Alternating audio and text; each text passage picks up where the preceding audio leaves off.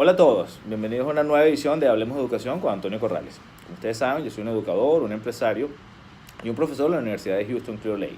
Mi meta principal es introducirlos a pioneros en el área educativa y a personalidades que han logrado emigrar de forma exitosa a los Estados Unidos. Hoy tenemos el honor de tener con nosotros a la doctora Leslie Gauna. Ella es una experta en estudios multiculturales y en educación bilingüe y nos va a hablar un poco hoy de cómo fue esa trayectoria para llegar a donde está ella ahorita y darle consejos a ustedes y su perspectiva en cuanto a la educación multicultural y la educación bilingüe en los Estados Unidos. Muchas gracias por estar con nosotros hoy. Un placer. It's been a long, cold, lonely winter. Little darling, it feels like years since it's been here. Here comes the sun. Ok, doctor Gauna, ¿por qué no empezamos un poco dejándote que te introduzcas a la audiencia, hables un poco de cómo ha sido tu carrera, cómo has llegado a donde estás ahorita en este momento? Un poco trabajando como una hormiguita, pero también un poco por suerte y un poco por casualidad, como es la vida, ¿no? Uno piensa que va a hacer algo y después sale todo diferente y después uno se encuentra que está en el lugar que quiere. Empecé como educadora muy joven, enseñaba inglés en mi barrio. Okay. En Argentina, porque mi mamá también enseñaba inglés, porque ella había sido maestra y había sido inmigrante acá en los Estados Unidos. En los Estados Unidos, wow. Entonces después, cuando volvieron para Argentina, todo el mundo en el barrio sabía que ella enseñaba inglés, así crió a sus hijos, y después ella también fue maestra, y yo dije, me juré que yo no iba a ser maestra. Entonces tuve oportunidad de hacer licenciatura en Ciencias Políticas, siempre Okay. me interesó la parte internacional y el diálogo internacional, y después decidí que la forma de realmente hacer un impacto en lo que yo pienso que es trabajar por la justicia para los que tienen menos, para los que no tienen voz, es a través de la educación. Entonces, junto con mi iglesia y junto con las experiencias que había tenido, me puse a trabajar en el área de educación, primero educación cristiana, después educación de chicos en Argentina. Trabajé con la población toba también, con mamás que sufrían violencia en zonas de Villa Miseria. Y cuando vine acá a los Estados Unidos, vine pensando que quería hacer una maestría. No, creía que quería hacer la maestría en estudios latinoamericanos. Okay. Pero bueno, siempre digo, vine con mentalidad de inmigrante, y según la etapa en que vos me preguntabas para qué vine, es distinta la respuesta. O sea, cuando Exacto. yo vine a los 3 años o más o menos 3 años de estar acá, pensé que venía solo para estudiar y al mismo tiempo para ahorrar un poco de dinero y volverme. O sea, que era tu plan no era quedarte permanentemente. Para nada, Okay. para nada. 3 años, 5 años, Okay. y era el plan que habían tenido mis padres. Okay. Entonces, a ellos le había funcionado. Okay. Entonces, ellos también pensaban que yo iba a hacer lo mismo, ¿no? Y después mi marido empezó a estudiar, trabajamos full time, yo digo, con la mentalidad inmigrante, Okay. que es trabajar mucho, incluso ahorramos dinero y tratamos de comprarnos algo en Argentina, algo así, lo que es el sueño del inmigrante. Exacto. Volver y tener dinero suficiente para decir, sí, ahora puedo, me hice la América. El sueño americano. Exacto. Mientras tanto, ese trabajar duro fue acá en el área de educación también, pero educación sin fines de lucro, Okay. con educación de salud en prevención de violencia. Trabajé con mamás y sobre todo con los hijos que miraban violencia familiar, y también trabajé en la City of Houston con prevención de violencia adolescente, y hacía la currícula para que los facilitadores de los grupos en las escuelas trabajaran con juegos y trabajaran con formas de comunicación e interacción entre los chicos. Wow. Y después, ¿Y eso lo hacías para todas cualquier tipo de población o lo hacías específicamente para la población hispana o era para...? En realidad era un proyecto de investigación por el CDC, el Centro de Control de Enfermedades de acá de Estados Unidos, Okay. y era para una población mixta, pero como eran en zonas de bajos recursos, mayormente era población hispana y afroamericana. Exacto. Entonces los facilitadores eran gente joven que eran también la mayoría afroamericanos o hispanos. Y eso te permitió como tener, como decir, a primera mano, un contacto directo con lo que era yo digo, los retos que tiene la sociedad norteamericana. Sí, desde siempre. Yo quiero aclarar que cuando vine dije, basta de trabajar con los pobres. Dije yo, basta, estoy cansada, yo quiero hacerme el sueño de inmigrante, quiero hacer dinero y volverme, nada más. Exacto. Y no, y sí, siempre era como que se me abrían las puertas, ¿no? Al decir realmente quién era yo y contar mi experiencia. Sí, te queremos. O sea, yo siempre recuerdo que el primer trabajo me lo dieron entre 70 y nadie me conocía. Era a 6 meses de haber estado acá pasando una entrevista y digo yo, Pablo Freire me abrió las puertas, porque yo cité a Pablo Freire, que es un educador latinoamericano, y ellos dijeron, sí, constructivismo, Piaget, otro que me abrió las puertas, Vygotsky me abrió las puertas. Yo hablaba de esos nombres y esos nombres me decían, este es el tipo de persona que queremos trabajando con nuestra gente, con nuestros educadores. Y la vida te terminó llevando igualmente otra vez a trabajar con la gente necesitada. Sí, así que y eso que dije, no basta. Bueno, después me metí en educación. Okay. A esa altura mi marido estaba... ¿Y ahí habías terminado tu maestría? No, eso es lo interesante. No, yo tenía mi licenciatura de Ciencias Políticas y todavía no había podido empezar, porque acá para poder estudiar hay que tener recursos. Exacto. Mi marido estudiaba y trabajaba, no teníamos dinero. Básicamente no teníamos dinero en para... proceso de producir. Sí, de producir. No teníamos... Ahora, la ventaja que tú tenías es que tú no tenías el problema de la visa porque tú habías nacido acá, ¿no? Sí, tuve 2 ventajas desde el principio. Una es la que yo era nacida acá, era el regalo que mis padres se habían llevado desde acá en su época de inmigrante. La única de 5. El regalito que te dieron. Sí, la única de 5 hijos. Y la otra es que yo ya sabía inglés. Y mi marido también. Por tu mamá, ¿no? Por mi mamá y porque yo había sido becada, había venido un año acá becada cuando tenía 17 años. Qué maravilla. Entonces eso, no solo sabía el inglés, sino que también sabía, yo digo, con qué huellas araba. O sea, yo ya sabía cómo era la educación y la cultura americana. Por eso no me había querido meter en las escuelas. Claro. Porque sentía que las escuelas públicas eran demasiado... centradas en una disciplina muy dura y no me gustaba el tema de cómo la falta de que sea centrado en el alumno, ¿no? O sea, me parecía que era muy centrada en los maestros, cosa que después me equivoqué porque depende de la escuela y depende de los Pero eso es interesante lo que estás diciendo, sí. Porque poca gente conoce, digamos, esas diferencias. Me gustaría que, ya que tocaste el tema, que hablaras un poquito de eso, de las diferencias que tú ves. Obviamente no estamos hablando que Argentina se puede generalizar en toda Latinoamérica, pero se puede decir más o menos que tienen cosas comunes. ¿Qué diferencia sientes tú que hay entre la educación latinoamericana y la educación americana, digamos, de escuelas elementales, escuela primaria hasta escuelas secundarias? ¿Qué cosas principales ves tú? Digamos que no es mi tema experto, pero sí es mi experiencia. Digamos, o sea, te voy a hablar sobre las limitaciones de mi experiencia personal. Sí. Y una es que yo aquí había experimentado que la educación era muy centrada en el maestro y también con el tema de la disciplina, por ejemplo. Que era como muy estricto. Muy estricto, te voy a dar un ejemplo. Mis hijos traté de mandarlos a la escuela allá, porque como las estaciones son diferentes, un verano de acá, en diciembre es verano. Exacto, entonces por eso los mandé allá, para que estén con los abuelos. Y mis hijos me decían, mamá, son unos salvajes. O sea, pero ¿qué pasa? Eso en cierta forma era de que cuando el maestro salía del salón, los chicos jugaban, ¿no?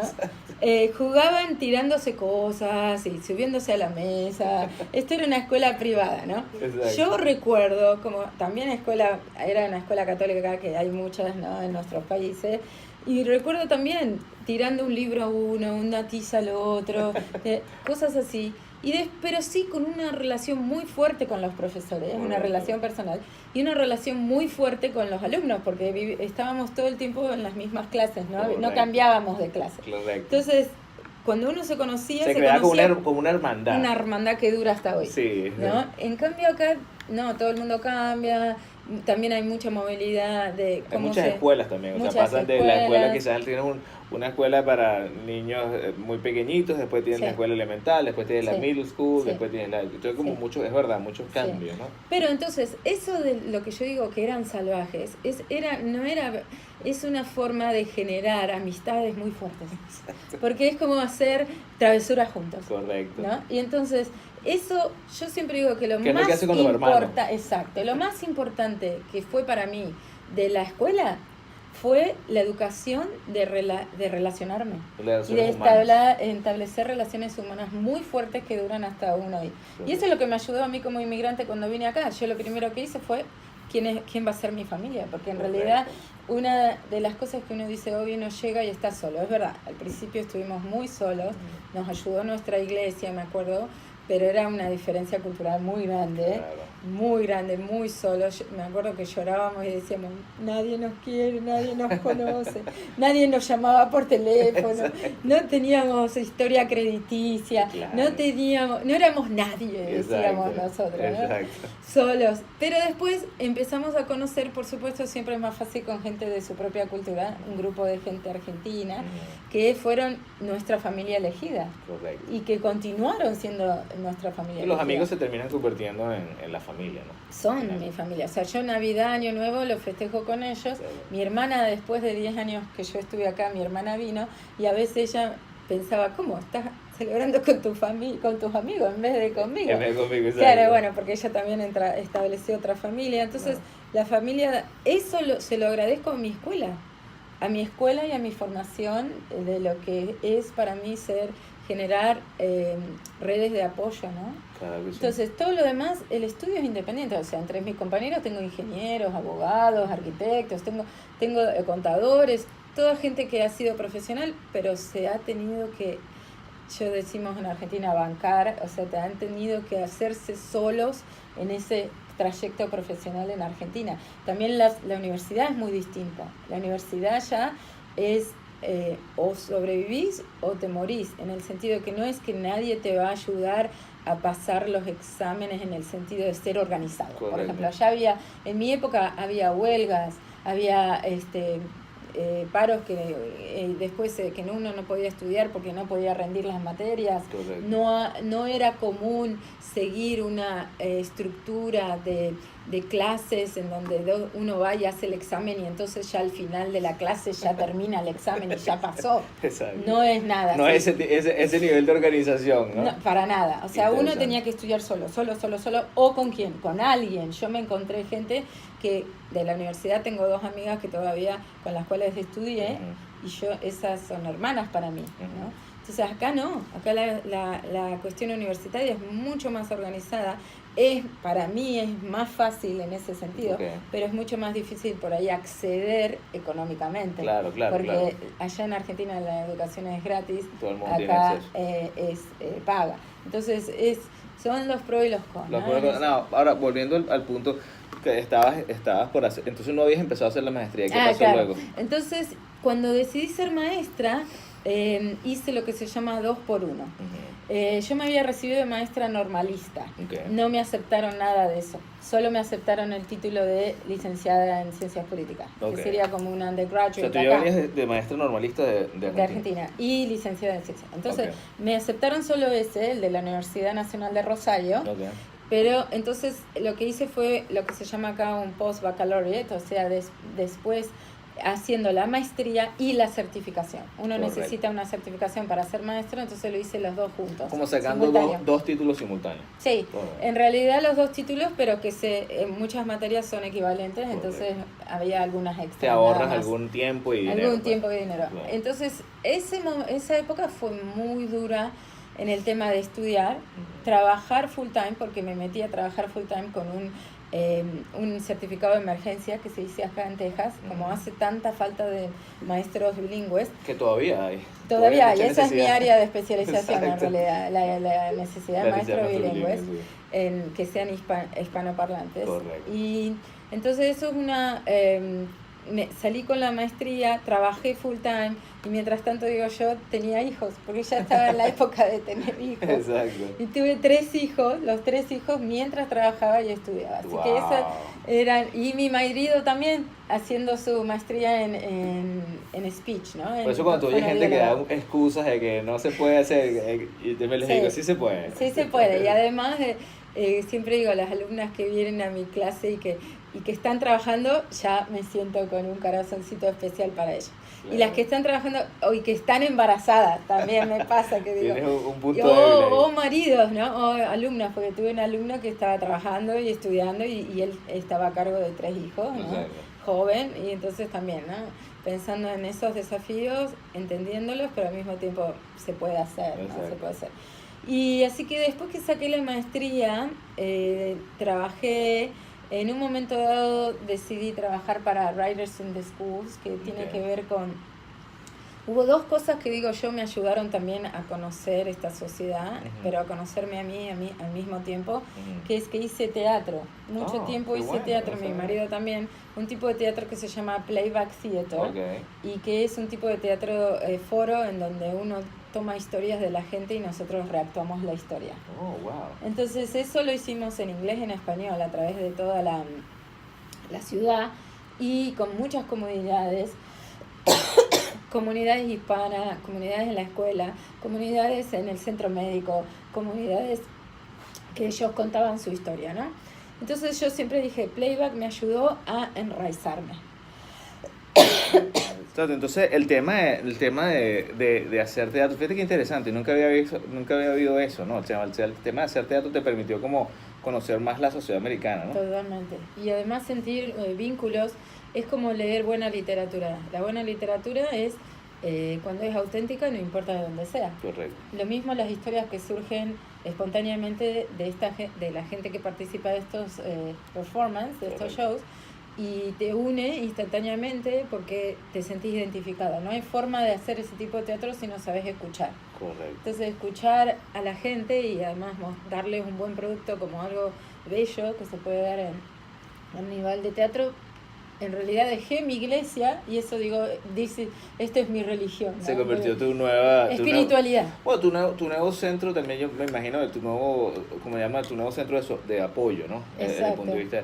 Ahora, pero sobre todo de conexión más profunda de lo que la gente vive en esta zona y de a lo que deseamos. Correcto. Porque las historias cuentan quiénes somos, ¿no? En eso, así también fue muy importante en darme cuenta. Entonces, después de ahí decidí trabajar como escritora, en realidad, y educadora, en una organización que se llama Writers in the Schools, que sería escritores en el aula, que también necesitaban gente bilingüe y gente conectada con la literatura. Y yo en realidad nunca me formé en literatura, pero sí siempre fui escritora desde chica, ¿no? Entonces descubrí un mundo que se me abrió de escritura creativa, de estar con escritores, de poemas, y también relacionada con el teatro. Pude hacer un proyecto en Talento Bilingüe de Houston y traje artistas de todas partes trabajando con multigeneraciones, o sea, abuelos, chicos, padres, todos trabajando con forma creativa, talleres de arte, talleres de cocina, talleres de teatro, talleres de escritura, talleres de fotografía. Así que fue fantástico y todo eso gracias a mi experiencia con escritores en el aula y en el salón también de clases. Ahora, a todas esas, Leslie, ¿tú cómo lograste balance? Porque muchas de las cosas que me estás diciendo me suena a que estás haciendo cosas que te llenaban el alma, que te gustaban hacer. Sí. Y muchas veces la gente, por lo menos en Estados Unidos, tú oyes el dilema y cosa que yo a este punto de mi vida en los Estados Unidos ya he logrado descifrar, que es básicamente buscar lo que te gusta porque el dinero termina viniendo. Sí. ¿Te pasó lo mismo a ti? Sí, en realidad me pasó lo mismo y el dilema ese es muy fuerte. Exacto. Porque es muy fuerte mentalidad de inmigrante de hacer dinero. Acordate que yo vine para basta, trabajar con los pobres, basta. Correcto. Entonces, hacer dinero. Y después uno, con el tiempo se da cuenta que en realidad, como vos decís, mira, yo no sé si en Argentina hubiera podido vivir haciendo cosas como las que hago acá. No estoy segura, la verdad. Tal vez que sí. Correcto. Pero en realidad, sobre todo, por ejemplo, que me permita hacer cosas que mucho del trabajo allá es voluntario, me acuerdo, Correcto. ¿no? Por lo menos eso era lo que yo vivía. Correcto. Y era muy difícil. He hablado con, por ejemplo, gente dramaturga que viene acá y tiene que tener 5 trabajos y estar trabajando todo el tiempo. Y yo acá más o menos puedo equilibrar lo de estar con mi familia, el de enseñar, el de estar... Y hacer lo que te gusta, pues. hacer lo que me gusta, Claro. aunque sea poco remunerado. Igual Sí. sigo pensando que casi todo lo que hago siempre hay que pagarle al artista. No estoy de acuerdo, digamos, con hacer cosas gratis por amor al arte. Yo también estoy de acuerdo. Siempre hay que Pero lo pagar. interesante de lo que estás diciendo es que hay cierto punto en los Estados Unidos que logras mantener, logras ese equilibrio, en el sentido de hacer lo que te gusta y tener dinero suficiente para tener una vida decente, pues. Mira, yo lo del equilibrio casi que me río porque yo me siento a veces bastante desequilibrada. ¿Qué querés decir? Ok. O sea, cuando me preguntan cómo haces y yo le digo, y lo hago mal. Algo hago mal. Eso del multitasking. Exacto, ¿no? algo mal. A veces me le toca a mi A los enseñanza hijos. y lo veo a veces en algún alumno que se enojó y me puso mal en la review y que me dice esto es una pérdida de tiempo. Y si no, a veces en los hijos que me dicen nosotros vivimos Harvey, que quiere decir nos quedamos sin casa. Wow. Y la mayoría de Es nuestros... verdad. Sí, la Es mayoría- el último huracán que pasó por Fue aquí, por el área de durísimo. Houston, sí. Sí, fue durísimo. Y nuestros amigos, algunos ya han vuelto, que son nuestra familia, a su Claro. casa, porque han reconstruido. Entonces nuestros hijos con cierta depresión, igual Claro. que nosotros, ¿por qué todavía no volvimos? Claro. Y bueno, entonces yo digo, ahí uno se siente el peor padre, ¿no? Porque Claro. no pudo hacerlo. Tratando de balancear lo personal con las Pero cosas. no podíamos, Ya. con el tiempo además, los dos trabajando y el Y eso es dinero una de las que cosas, nos eso es una de las cosas que llegaba quiero que y- hablemos en un poquito, pero termina de echar cuento cómo fue que lograste llegar a Bueno, ser profesor y universitario. entonces, como yo ya tenía conexión con mi profesora, doctora Guadarrama, en la maestría, una vez me vino a visitar, eso es lo lindo, ¿no? Me vino a visitar yo con mis hijos, ahí me acuerdo en el sillón, los niños pequeños, y me dice, hay una posibilidad de que entre, si querrías enseñar. No, ella se estaba yendo en realidad. Y me dice, ¿querés tomar alguna de las clases? Porque van a necesitar a alguien. Como tienes maestría, puedes ya enseñar a futuros maestros. Yo ya no estaba en el aula y tenía part-times, entonces dije, bueno. Y así fue como, que te digo, de casualidad casi, que me animé y me empecé a enseñar en la Universidad de Houston, primero part-time. Empecé como lecturer, que se llama, o adjunto, ¿no? Educación bilingüe para maestros, educación bilingüe en español, educación, todas las que son las fundacionales para entender a cómo se trabaja con niños que son hispanohablantes o de otro país pero que no hablan inglés, ¿no? Y ahí empezaste a hacer el doctorado. cuando estabas No, trabajando. todavía no, Ok. porque a mí me interesaba el doctorado en educación bilingüe. Exacto. Y ahí ya justo lo habían cerrado por Ok. falta de recursos. Ok. Y entonces yo me acuerdo que todo el mundo me decía doctora, y yo digo, no soy doctora. Ya. Entonces dije, bueno, voy a empezar el doctorado, a ver qué pasa. Y entonces, por razones de logística, yo necesitaba hacer el doctorado ahí en ese lugar, en la Correcto. Universidad de Houston. No podía irme, dejar mi familia, Claro. no podía, Claro. realmente. Entonces, el sector de social studies o de estudios sociales, yo digo, hablaban mi propio idioma. Y este aquí que había una foto de Pablo Freire, me acuerdo. Y entonces dije, esta gente me interesa lo que plantea. Y entonces ahí empecé una conversación, les interesó mi punto de vista de lo que yo había vivido en Argentina como educadora. Y entonces ahí empecé el doctorado en estudios sociales con una orientación que yo le di en mi investigación y en mi tesis con poblaciones de hablantes que no son de otra lengua que no sea inglés. Pues Entonces, esa y me parte- especialicé, Ujú. perdón, No, esa parte es interesante que estás diciendo porque yo muchas veces, y vamos a hablar un poco de esa parte del tema de ser profesor universitario, pero yo muchas veces les doy recomendaciones a los alumnos, independientemente que sean hispanos o de sí, cualquier... en su trayectoria. el tema de cuando están haciendo su tesis doctoral, que eso es lo que los va a definir, más allá de la especialización que estén tomando en el doctorado. el tema de la tesis es lo que los va a definir más a ellos desde el punto de vista de su carrera. Es decir, porque eso va a definir como tu investigación y te vas a ser un experto en esa área, más allá de que el título diga especialización en ser superintendente o principal o lo que sea, ¿no? Sí, no, y es difícil para los que estamos en el doctorado, porque te piden que te definas y si sos un pensador amplio es muy difícil. Muy difícil. Entonces, yo me acuerdo que al principio dije, no, voy a ver cuánto leen Pablo Freire acá en los Estados Unidos. Yo empecé con esa idea. Y después dije, no, bueno, en realidad, y esto fue un cambio que yo viví, que durante mucho tiempo mis alumnos me decían maestra, mis alumnos de la universidad me decían maestra, porque ellos eran hispanohablantes y porque yo me mostraba como una maestra, ¿no? Claro. Me encantaba que me dijeran miss o maestra, ¿no? Exacto. Me encantaba porque era una relación más íntima, es como que me digan mamá, ¿no? Una cosa así. Pero después dije, pero yo soy profesora en realidad, yo soy profesora de alumnos universitarios y me llevó por lo menos unos 5 años darme cuenta hacer ese cambio, que sí, o 3 años que hacer ese cambio, y ahí fue cuando dije, no, yo quiero hacer una tesis sobre los futuros maestros, porque fue tan duro para mí también ser maestra al principio, fue un shock muy grande, sobre todo el primer año.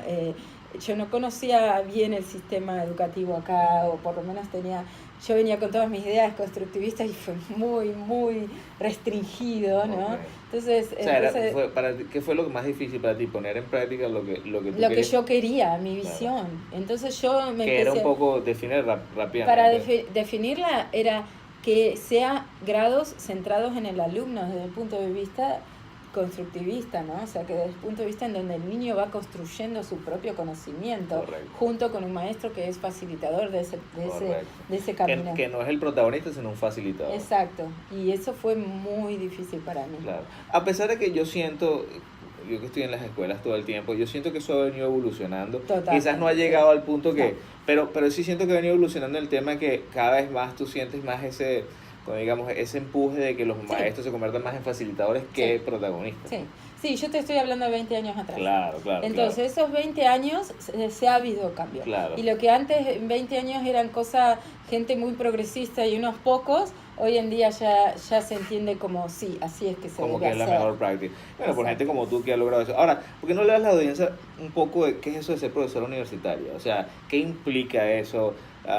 Tú eres una experta en tu área. O sea, ¿qué para la gente que nos está viendo desde Chile, Argentina, México, ¿qué significa ser profesora universitaria aquí en los Estados Unidos, en Texas? Es bastante parecido la experiencia con los argentinos amigos que tengo, en el sentido que tienen que publicar, tienen que ir a conferencias, esa es la parte en donde uno hace su investigación. También es bastante parecido, es que tenemos muchos alumnos, dependiendo de donde uno trabaje, o sea, la carga horaria y sobre todo la carga de preparar las clases y corregir. Si uno quiere realmente tener un conocimiento de los alumnos con cuales trabaja, que es lo que yo siempre mantuve, ¿no? O sea, ese es mi mantra, digamos, ¿no? Entonces tengo que dedicarle tiempo a corregir, a conocerlos, y si no se nota en las evaluaciones, que significa, se nota en los alumnos diciendo no. Porque los alumnos te evalúan. Exacto, y eso es bastante difícil, porque entonces eso es, en general, las tendencias muestran que son más o menos decentes, pero siempre hay algún chistoso que agarra y te tira abajo, ¿no? Y te dice, no. Aunque también hay otra gente que te dice, fantástico, pasional, qué bueno como usted. O sea, me veo reflejada en lo que ellos dicen, ¿no? Ese positivismo que te hace sentir mejor, ¿no? Que no, y que me dicen, sobre todo, se ve que, en general me dicen, se ve que sabe mucho del tema, se ve que es muy apasionada, necesitaría organizarse un poco mejor, cosas que me identifico totalmente, ¿no?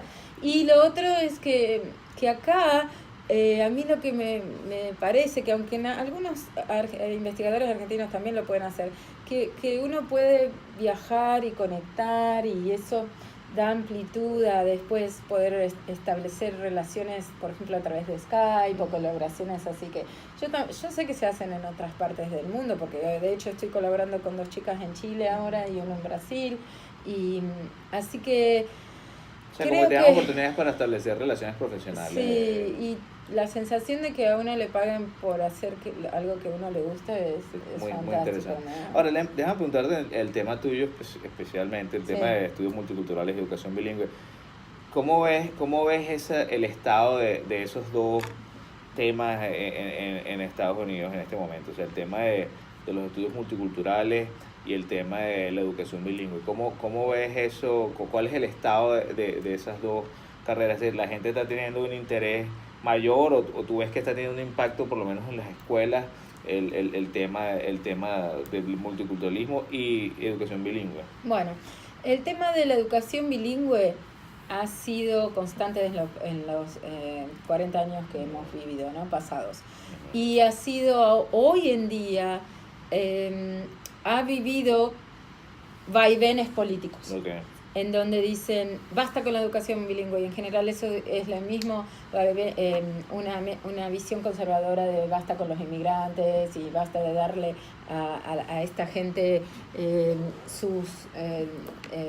lo que quiere en forma así, como si fuera que uno lo está alimentando con cuchara, como dicen acá, ¿no? Correcto. Entonces, pero yo desde que empecé, que hace más de 20 años, están diciendo que van a acabar con la educación bilingüe y eso no sucede. Incluso el programa que yo entré, dejaron a mí sola, me dejaron como profesora de todas las materias. Y los chicos, digo yo, tocaban la puerta para venir a decir yo quiero ser maestro bilingüe y los distritos nos piden desesperadamente maestros bilingües. El área de maestro bilingüe, como el área de educación especial, es siempre un área donde faltan maestros. Hay un problema nocivo que es que no se entrenan suficiente investigadores o profesores en el área, entonces no hay suficiente universidades que tengan esta área y entonces luego se echa la culpa de que no hay suficiente maestro. Entonces hay a veces un problema cíclico, pero que a veces eso se corta cuando el Estado determina fondos para que se puedan educar maestros, también que haya becas, por ejemplo, a nivel maestría, ¿no? Para que los maestros puedan tener un nivel de maestría para educar. Y otra cosa que es interesante que, así te acuerdas que California había parado la educación bilingüe y lo volvió a abrir otra vez. Sí. La volvieron a restablecer. Por supuesto. Y eso da un parámetro para California, uno de los pioneros. Es más, yo fui a una escuela en California de las primeras de educación bilingüe, luego lo pararon y ahora lo abrieron. Lo abrieron desde abajo. ¿Qué quiere decir? La gente, los distritos se juntaron y dijeron, no, yo quiero educación bilingüe, pero no solo los hijos de inmigrantes o inmigrantes, sino también la clase media que dijo, yo quiero que mis hijos sepan español. Entonces se abrieron los programas duales. Entonces, una forma de realmente prestar atención y conseguir fondos, pero también un peligro, ¿no? Porque hay que ser, bueno, esto es porque va a involucrar a la clase media que puede acceder y que sabe.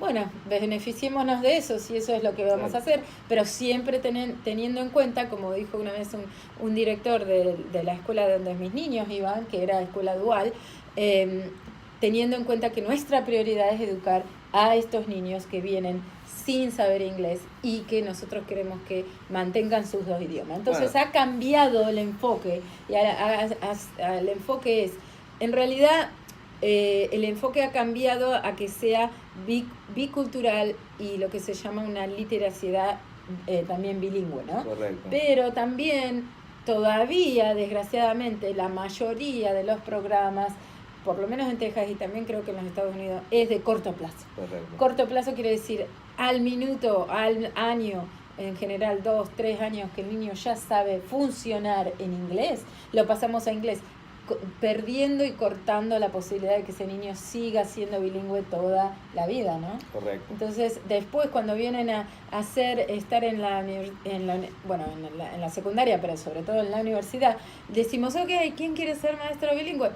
Ya perdieron su idioma, no han podido mantenerlo y menos aún poder funcionar a nivel académico, ¿no? Yeah. Bueno, una de las cosas que está diciendo, que me parece interesante, número uno, que yo siento que todavía los Estados Unidos, sobre todo, yo tuve la oportunidad de vivir en Europa y en Latinoamérica como tú, Estados Unidos todavía está, digamos, detrás en el tema de el multilingüismo, ¿no? O sea, es decir, ahora es que tú ves que hay una mayor aceptación, a pesar de que hay una tendencia que hablan lo que es el English First, tú ves que hay una tendencia, digamos, nacional en muchos estados de aprender más lenguas y se ha convertido en algo natural en algunas áreas.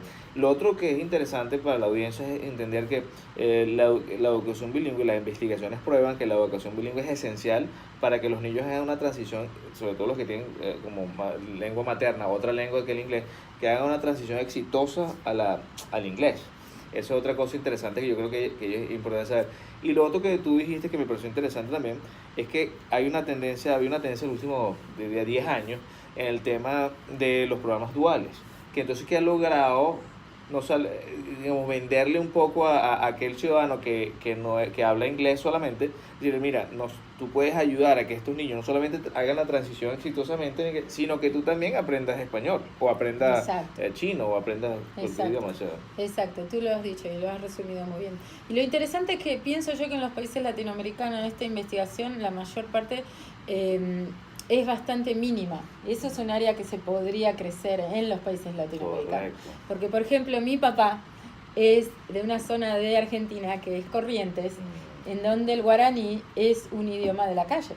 Todo el mundo habla guaraní. Wow. Igual que como en Paraguay y en el sur de Brasil. Y mi papá... O sea, esa era su lengua materna. Guaraní. En realidad era un idioma simultáneamente bilingüe, O sea, porque en la casa no lo dejaban hablar guaraní, porque si no iba a conseguir buenos trabajos. Mi papá viene de una zona muy, como él dice, haber vivido en extrema pobreza. Exacto. ¿No? Entonces él decía, él no podía hablar español en la casa, pero él hablaba guaraní afuera y con los hermanos también, Exacto. si estaba fuera de la casa. Exacto. ¿No? Y yo nunca supe o nunca entendí que en realidad ese era otro idioma que había en mi casa, ¿no? Claro. Porque él lo tuvo que reprimir. Y además el acento y además nunca fue algo que se fomentó, incluso se lo tiraba abajo a la gente que hablaba ese segundo idioma. Algo parecido a lo que pasó aquí en los 60, los 70 con el español, ¿te acuerdas? Que mandaban, la gente no podía hablar español en los colegios porque era como prohibido. Sí, bueno, sí. Todavía ves, no hoy en día, pero sí existía ese estigma, ¿no? Exacto, Todavía sí, existe ¿para qué voy a hablar en español? Correcto. Si no sirve, si lo echan, lo tiran abajo ese idioma aquí, Correcto. ¿entiendes? Qué interesante, Leslie. Un poco para terminar, ¿no? ¿Qué recomendaciones le darías tú a esas personas que están viéndonos en este momento, digamos, y que están pensando en emigrar a los Estados Unidos y emigrar en el área educativa? Primero, ¿por qué el área educativa es una opción? Sí. Y lo segundo es, ¿qué le recomendarías tú para, de una forma, primero, lograr hacer una carrera exitosa y número dos, lograr pasar esa nostalgia, ¿no? De emigrar sin tener el apoyo familiar, ser papás a la misma vez que trabajar. Sí, entonces, a nivel carrera, lo que es más fácil es cuando uno ya tiene una carrera universitaria allá. Exacto. Porque allá los programas son normalistas, o sea, de escuelas normales, y no aceptan acá. Entonces, cualquier título que uno traiga allá de una universidad reconocida mundialmente, acá le va a valer, y entonces acá uno puede hacer una maestría o especializarse, sacar certificación, aunque sea nada más eso, y ya trabajar y luego de ahí ir avanzando, que fue en cierta forma como en mi caso. Hacer acá el undergraduate también es una posibilidad, es un poco más duro, ¿no? Porque es un poco más largo y además sería más caro. Más costoso. Exacto, entonces yo digo, tráiganse un título de allá, no importa qué, tráiganse un título de allá. Y acá después se puede revalidar, pueden sacar certificación. Hay necesidad tremenda de maestros bilingües, se abren las puertas, también sí pueden ir estudiando el inglés desde ya, porque entonces también es toda esa parte de uno ya viene con ventajas y además hay necesidad de maestros que entiendan a aquellos que quieran aprender inglés, ¿no? Correcto. Por supuesto. Correcto. Y con respecto a lo de extrañar, no sé, decímelo vos, Corrales, porque yo todavía extraño, yo todos los días pienso, mirá que me acuerdo que algunos alumnos me dicen, no, pero maestra, usted es de acá, la necesitamos acá. Yo pienso que siempre me voy a jubilar en un lugar exótico, como muchos norteamericanos hacen, y ese lugar exótico será mi Argentina querida, ¿no? Así que lo de extrañar, yo no lo he resuelto. No lo has resuelto. Sí lo he resuelto en el tema de que me siento bien conmigo misma de tener una comunidad muy fuerte, tanto con amigos argentinos como amigos no argentinos, con amigos que ya ni me acuerdo qué idioma hablo, con amigos que en donde hago teatro, con amigos que ellos me dicen, vamos a hablar un poco de español, aunque ellos no Por hablan eso es nada. interesante lo que estás diciendo, o sea, que Cosas así. la gente trate de desarrollar sistemas de apoyo Sí. en diferentes grupos, lo que hablaste tú Sí. al principio con la iglesia, después el Exacto, tema del el teatro, teatro. un poco llenando, tratando de llenar esos vacíos, ¿no? Sí, sí, sí. Para el día a día, por lo menos. Sí, y otra cosa que los argentinos somos muy conocidos es que todos vamos a terapia, no sé si sabías eso. Es uno de los países con más per cápita psicólogos en el ¿En mundo. serio? Qué interesante eso. Entonces, no lo sabía. primero que mi marido y yo hicimos fue ¿dónde hay un psicólogo? Todo es un terapista. ¿Dónde hay un psicólogo? ¿Verdad? Entonces así fue que empezamos a hacer teatro con la gente que conocimos a través Qué de terapia interesante, imagínate tú, no en sabía el eso. Jung Center de acá, Wow. de Houston. Así que yo eso también lo recomiendo, sistema de apoyo, la escritura para mí me ayudó, Perfecto. ¿no? Porque es una forma de que yo digo, bueno, si tengo que llorar, lloro en las páginas, Correcto, o Renata. en terapia, o con los amigos, y bueno, ir viendo que después cuando uno ya es más grande, pasa cierta edad, se va dando cuenta que uno puede ser quien es en cualquier lugar, ¿no? Correcto. Y Lo que uno lo que puede- dicen en Venezuela, el perico es verde aquí y en China. Exacto, y eso te da una paz y decir, bueno, yo voy a seguir trabajando con quien trabajo y sigo, o sea, a mí trabajar me gusta, trabajar con gente que me siento que le puedo dar un lugar, un espacio, una voz, Correcto. ¿no? Por la justicia social, lo sigo haciendo en todas partes del mundo, incluso acá, ¿no? Que uno diría, a Estados Unidos, te vas a trabajar por la justicia social. Sí, encuentro gente que es apasionada por eso Claro. y lo sigo haciendo y bueno, así que... Qué interesante, Leslie. Bueno, una vez más, muchísimas gracias, doctora Leslie Gauna, por estar con nosotros. Fue un placer. Sí, y a ustedes, recuérdense que Anímense si quieren. sí, anímense y recuerden que tenemos este video y muchos más en el YouTube channel, el canal YouTube de Antonio Corrales, y también se llama Hablemos de Educación con Antonio Corrales, y tenemos podcast también. Ayuden a alguien hoy y manténganse en sintonía. Un abrazo.